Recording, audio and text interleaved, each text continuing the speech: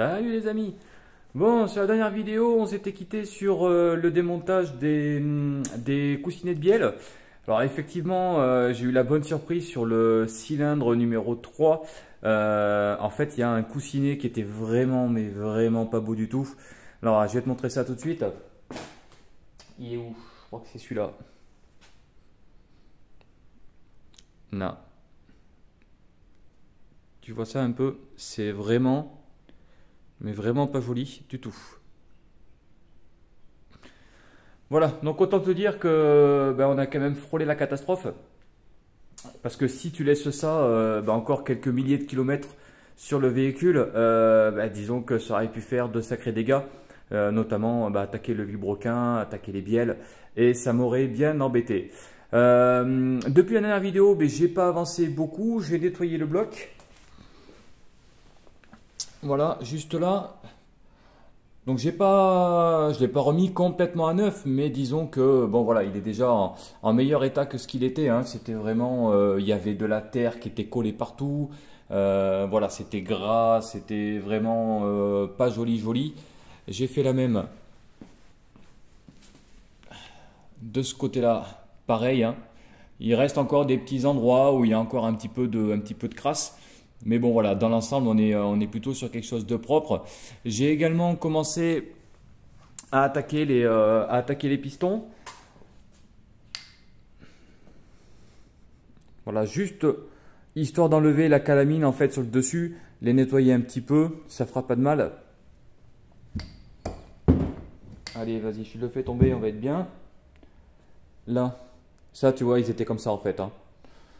Voilà, donc j'en ai fait un pour le moment. Comme ça, au moins, ça c'est fait. Donc là, la suite, ça va être, je vais te montrer là pour le jeu à la coupe des segments. J'ai déjà commencé à contrôler les anciens segments et tu vas voir, je vais t'expliquer tout ça à la suite. Allez, on se reprend tout de suite. Alors, le jeu à la coupe des segments. Donc là, je récupère.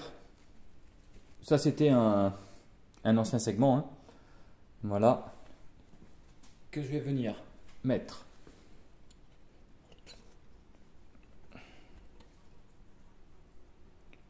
Là, ici dedans, pour le pousser bien à plat, tu pousses avec le piston, comme ça il est bien à plat dedans. Ensuite, tu prends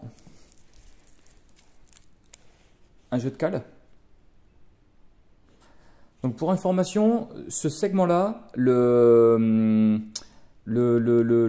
ça y est, le jeu à la coupe minimum, on doit être à 0,40. Celui-ci, je l'avais déjà mesuré, il me semble de mémoire qu'on est à 0,85. Donc là, je vais prendre une cale. Je sais pas si on va le voir parce que j'ai mis le flash sur le téléphone, sinon on voit rien. Voilà, je mets donc une cale de 0,80. Si la cale elle passe, c'est qu'on est au-dessus. Ouais, la cale en fait, elle lèche dedans. Il y a un petit peu de jeu. On est un petit peu au-dessus de 0,80. Donc c'est ça, parce que la 90, normalement, elle passe pas. Je l'ai là juste au-dessus. Non, elle passe pas. Donc ça doit être à peu près à 0,85. Donc après, ce que j'ai fait, c'est que j'ai fait la même avec un piston neuf.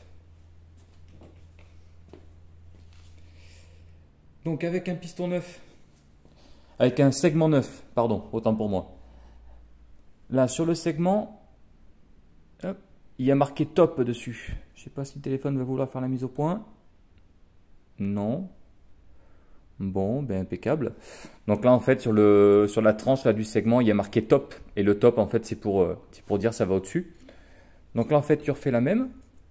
Tu mets ton segment à l'intérieur pour qu'il soit bien plat.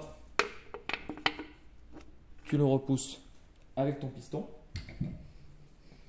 Et j'avais déjà commencé à regarder et normalement on doit être à 0,50 et sachant que le maximum toléré c'est normalement 0,40 mais bon je ne vais pas m'amuser à faire réaliser le bloc. Hein. Tac. Ouais non le 0,50 il rentre même pas dedans. Donc on doit être à 0,45. On doit être à 0,45. Donc bon, c'est limite, hein. C'est limite, mais sincèrement, ça va le faire. Ça va le faire. j'ai la cale de 0,40 qui est là. C'est pareil, hein, mise au point. À chaque fois, j'espère que ça fasse une mise au point, mais bon, c'est pas grave. Ouais, pareil, elle rentre dedans, on léchant un petit peu, mais on doit être à 0,45. On s'approche du 0,50. Bon, c'est pas bien grave. Et donc ça, c'est pour le segment du haut. Et le deuxième segment, donc là pareil, hein, c'est marqué top pour mettre sur le dessus.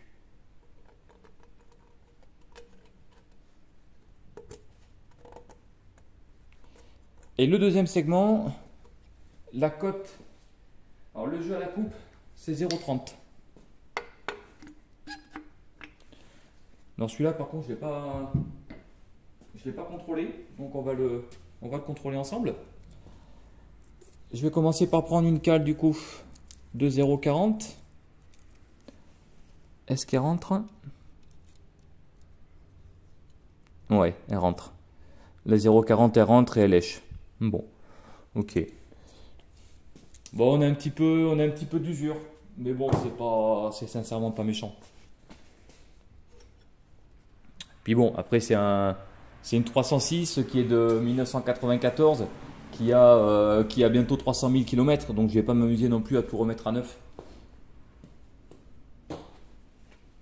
Voilà les amis, donc si tu n'avais jamais vu, ça, hein, bah écoute, voilà, au moins tu auras vu un petit peu comment ça se passe. La suite, bah, ça va être, faut que je nettoie tous ces jolis pistons, et puis y mettre sur chaque piston en fait donc les segments neufs. Tac. Et dedans tu as également les racleurs d'huile qui sont là. Donc normalement tu as un pare-feu, un pour l'étanchéité et les racleurs d'huile. Racleurs d'huile en fait tu as deux tout petits segments. Et le ressort en fait qui les pousse. Alors je sais plus comment on les appelle, hein. Pas la peine de me demander. Tac. Les coussinets de bielle. Voilà. Donc bon, bah, écoute, moi je vais continuer à m'occuper de tout ça et puis je te reprends juste après. Allez, à tout de suite. Alors, les segments sont donc en place sur le piston. Donc une fois que tes segments sont en place, il faut en fait que tu utilises, moi j'appelle ça un serre-segment. En fait, ça permet de contracter les segments sur le piston pour que tu puisses ensuite du coup enquiller le piston dans le cylindre. Donc voilà, c'est une étape qui est ultra importante, sinon tu galères pour rentrer le piston. Là, tu vois le piston, il est ici là. Tac. Donc là maintenant, je vais tapoter dessus en fait pour qu'il puisse descendre et donc rentrer dans la chemise. Juste avant ça, bien évidemment, j'ai également mis un coussinet en fait qui vient sur la bielle. Voilà. Donc là, je vais prendre le manche de mon marteau et je vais tapoter doucement dessus. Si je vois qu'il y a une résistance, j'arrête.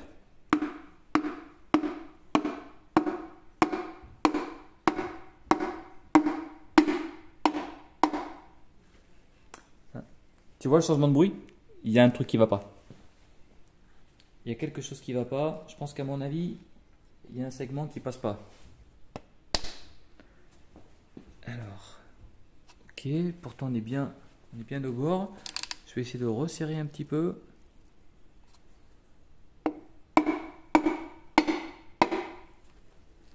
Et c'est qu'en fait c'est mon serre-segment qui bouge. Donc là quand tu fais ça, tu tapotes vraiment tout doucement pour être sûr de ne pas casser un segment. Voilà. Eh bien c'est impeccable ça.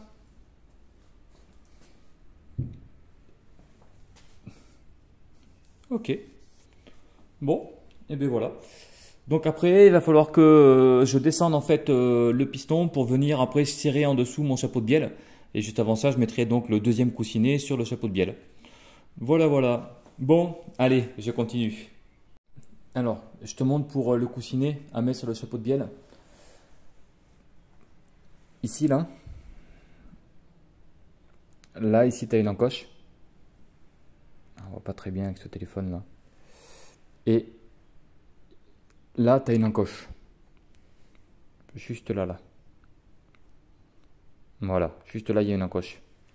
En fait, tu viens mettre ton coussinet dessus. Alors pareil, hein, le coussinet huilé sur cette partie-là et surtout ne jamais mettre les doigts dessus. Ni même la moindre poussière, la moindre merde. Il faut impérativement que le coussinet reste propre. Puis prends le temps de bien poser ton coussinet dessus. Hein, t'es pas pressé quand tu fais ça. Hein. Voilà. Tac. Et là maintenant, j'ai plus que donc à visser mon chapeau de bielle en dessous, parce que du coup j'ai poussé mon piston au fond. Donc j'ai le coussinet qui est contre le vilebrequin, le menton du vilebrequin, et donc là cette partie-là va venir en fait fermer la bielle. Allez, je fais ça tout de suite et puis je te reprends après. Allez, on va galérer ensemble. Donc juste pour te montrer, on a vu tout à l'heure que j'avais mis le premier piston. Donc là, on va se faire le deuxième piston et on va se le faire ensemble. Donc déjà, il me faut les segments. Ça peut aider, il paraît. Alors, tac. J'attrape une jolie boîte. Un jour, j'aurai une GoPro. Alors, tac.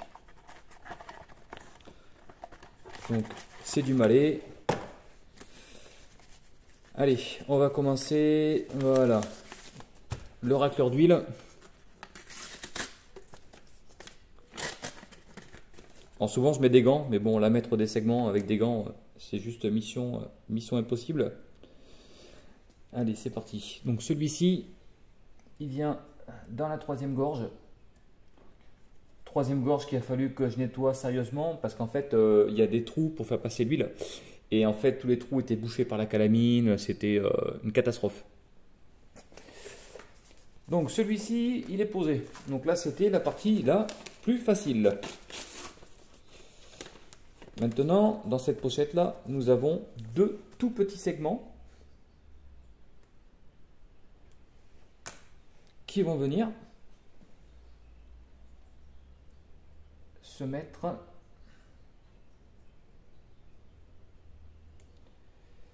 allez, tac. Alors c'est toujours un petit peu galère. Encore celui-là, il est fin, donc du coup, on peut quand même le choper assez facile. Enfin, je vais pas dire le plier, mais disons qu'il est un petit peu plus souple que ceux qui sont plus épais.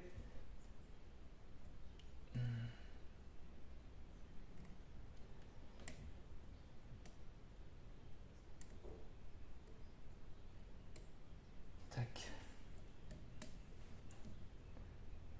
Allez, tu vois, il s'est coincé dans la gorge en haut.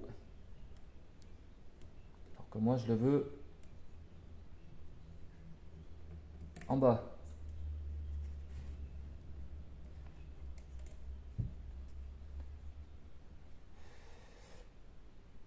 Voilà. Ok. Celui-là, il est bon. Celui-là, on est ok.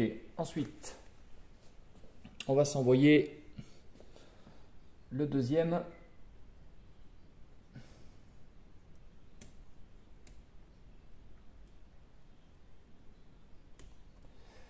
En plus, je commence à avoir les mains un petit peu grasses, donc pour choper les segments, c'est pas facile. Allez, là, voilà. Je pense qu'il y en a qui font ça tous les jours, qui doivent y arriver du premier coup. Je pense qu'en fait, on doit avoir peur de trop tirer dessus et du coup, ça nous aide pas.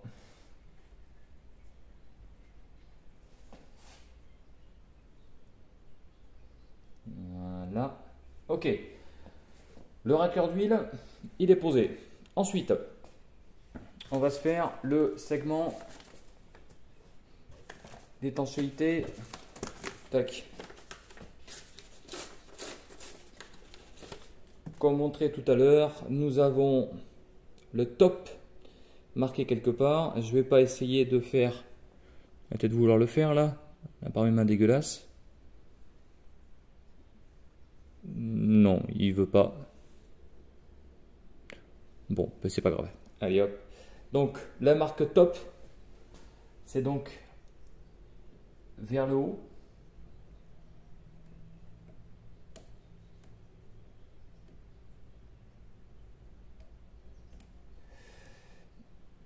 Oh yeah. Ah, celui-ci, j'ai réussi à bien le mettre. Ok. Donc ensuite, le petit dernier, le pare-feu. Donc là, pareil, on va chercher la marque top. Donc on a la référence ainsi que le top.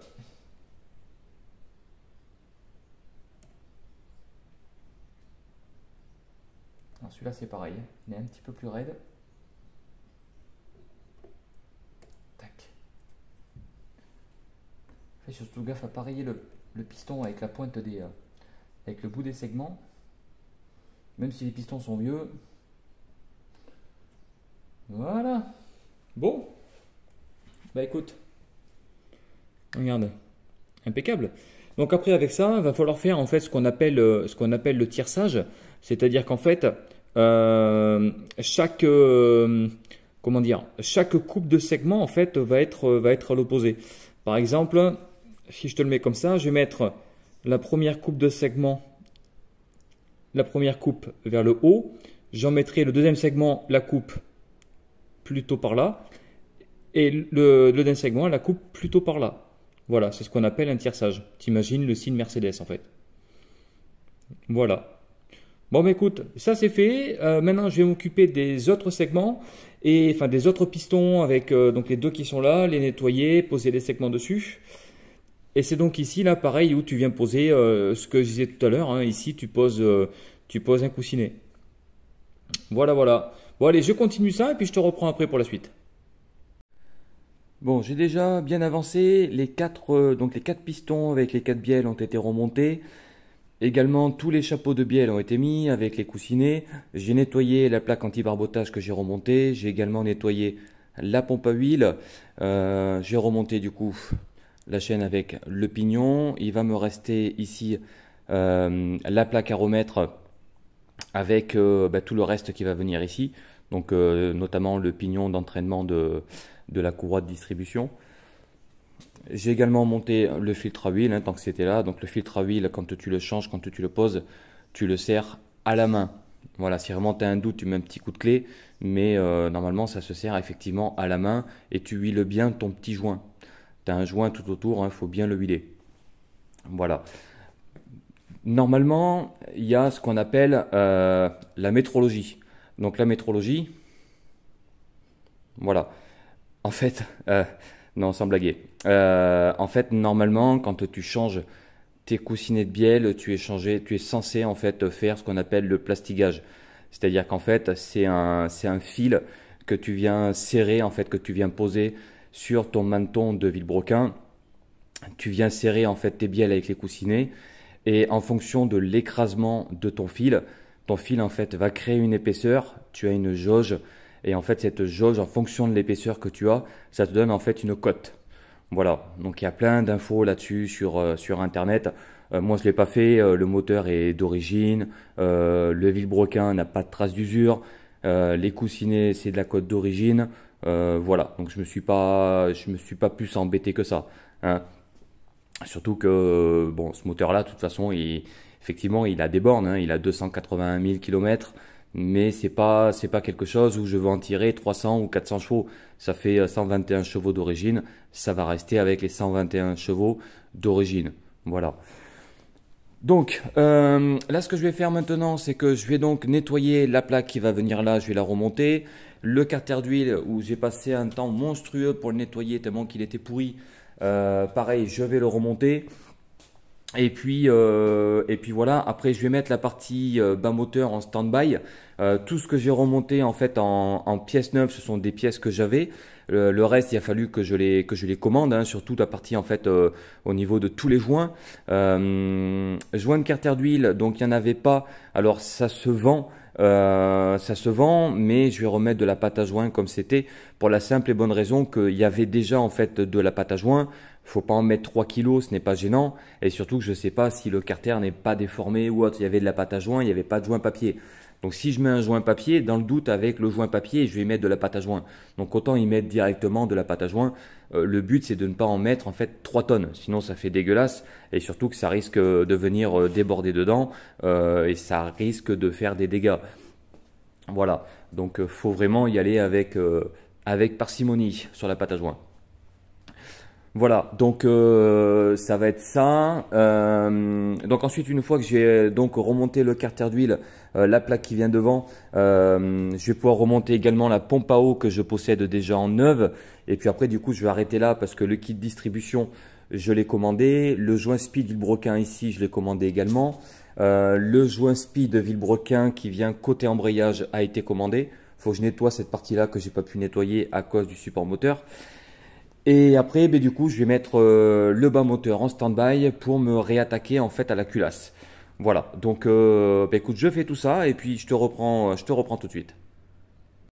Alors, je te reprends tout de suite, en fait, je te reprends 4 jours plus tard. Voilà, j'ai pas pu filmer dans la foulée en fait ce que j'avais fait.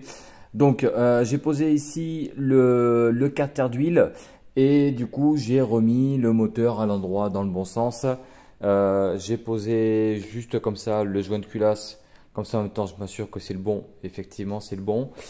Et j'ai également posé la plaque ici en bas et j'ai également monté la pompe à eau.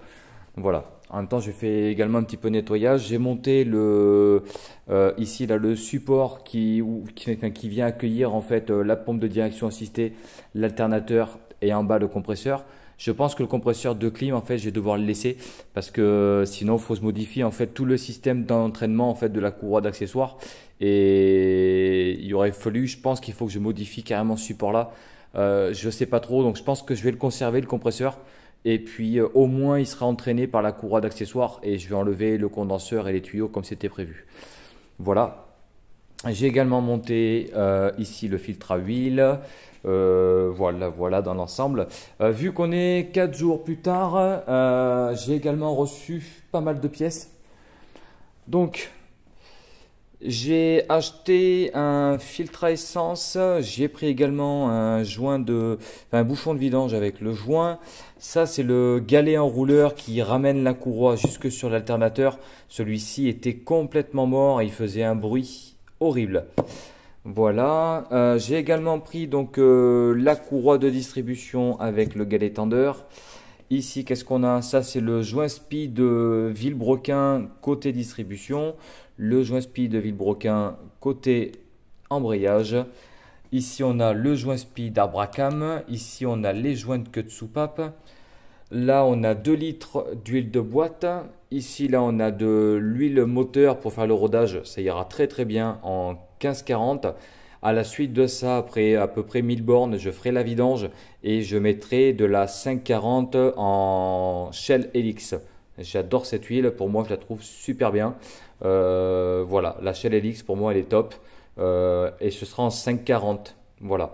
Donc là pour le rodage, 15-40 ça ira très bien, c'est pas la peine de se ruiner pour faire 1000 bornes avec une huile.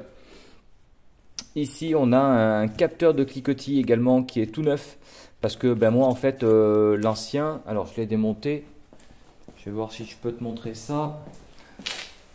Là, ah, tu vois il est complètement éclaté en fait, il était déjà fissuré comme ça sur le bloc. Hein.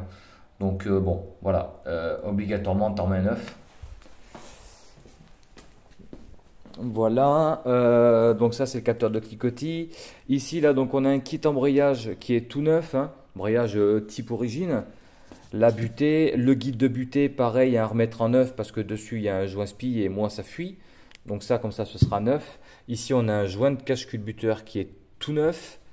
Le joint de collecteur d'échappement.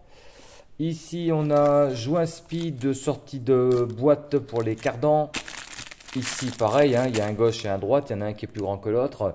Et ça, c'est donc les poussoirs. Donc pour information, ce ne sont pas des poussoirs hydrauliques, c'est donc du mécanique. Et donc je vais devoir récupérer les petites pastilles qui sont ici à l'intérieur, qui permettent de régler le jeu. Hein. Les petites pastilles au fond, là, elles ont plusieurs épaisseurs. Voilà, je peux la bouger et l'enlever. En fait, c'est collé avec l'huile. Il y a plusieurs épaisseurs qui existent en fait et ça permet de régler le jeu.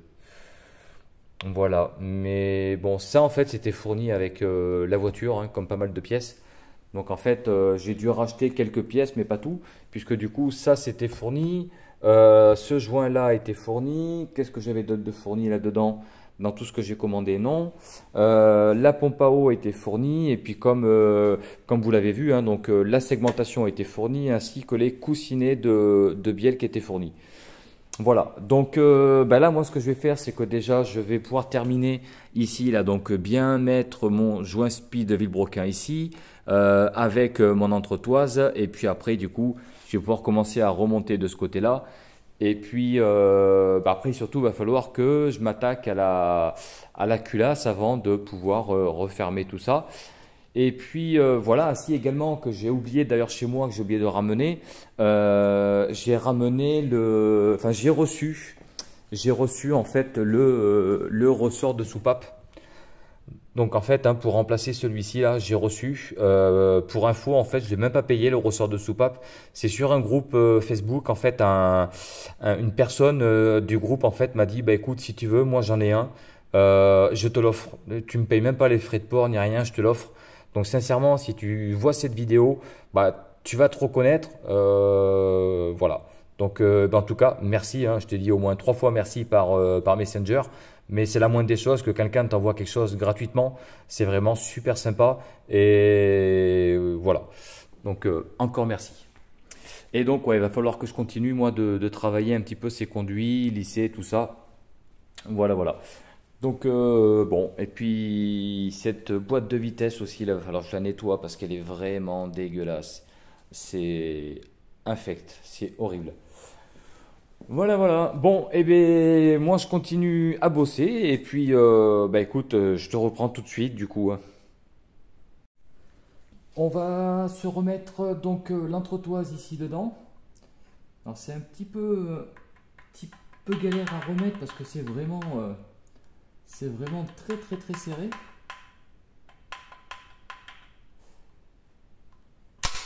Hop là, voilà, c'est exactement ce que je voulais pas faire. Hop là. Allez, ça c'est bon. Du coup, j'ai pu récupérer la petite goupille, la petite demi-lune. Tac. Voilà. Comme ça, c'est calé. Ça c'est fait. Maintenant ici, là, on va venir se mettre le joint spi. Alors. Tac. Alors il y a un truc que je ne sais jamais. C'est est-ce que je ne me rappelle plus. Je sais qu'il y en a certains, il faut les huiler et d'autres, il ne faut pas le faire. Écoute, moi je huile. Je les huile tous d'ailleurs. Euh, voilà. Il paraît que c'est pas bien, il faut pas le faire. Mais bon, j'ai jamais été embêté plus que ça.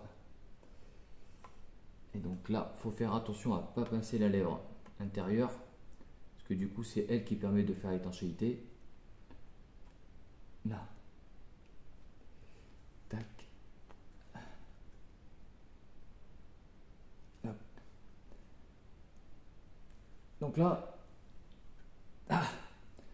en général, j'arrive toujours à bien les pousser avec juste en appuyant avec la main. Parce qu'il faut vraiment le faire venir jusqu'au ras pour être sûr qu'il ne se déboîte pas et qu'il soit suffisamment emboîté. Voilà. Alors j'ai poussé fort, hein. Ça rentre pas, ça rentre quand même pas tout seul non plus, quoi. Voilà. Et bien ça c'est parfait. Ça c'est impeccable. Donc là du coup le joint spi côté donc David Broquin côté distribution, du coup lui c'est bon, c'est ok, il est monté. Donc là maintenant ce que je vais faire c'est que je vais venir en fait monter la poulie de distribution, hein, donc la poulie du broquin en fait qui est celle qui est dentée et qui vient accueillir la distribution. Bah attends, je vais la chercher, ce sera plus simple.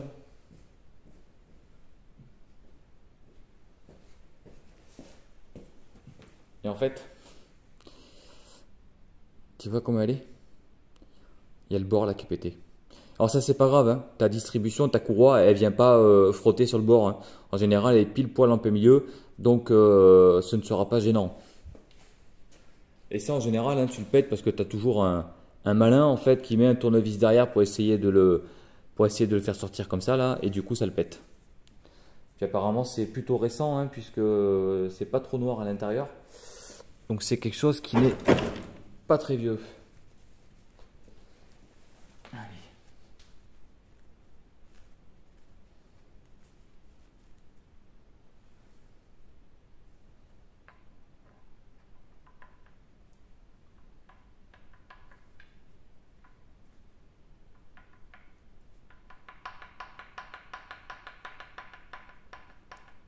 Ouais, celui-là c'est pareil, il est un petit peu récalcitrant, on va dire. Hop. Donc je ne tape jamais à sec dessus, hein. Là, faut le tourner. Voilà. Impeccable. Bon, j'aurais pu nettoyer un petit peu, hein, celui-là aussi, là, parce qu'il est un petit peu sale. Mais bon, c'est pas bien grave, faudra au moins que je le dégraisse, hein. Voilà. Ça, tout ça, j'avais tout nettoyé, mais c'était tellement plein de merde que c'est encore dégueulasse. Ok. Bon, et bien allez, ça c'est fait. Donc là, du coup, ben, pour la partie bas moteur, c'est quasiment terminé. Et il me restera juste du coup à terminer sur la pose ici là de l'alternateur à cet endroit-là.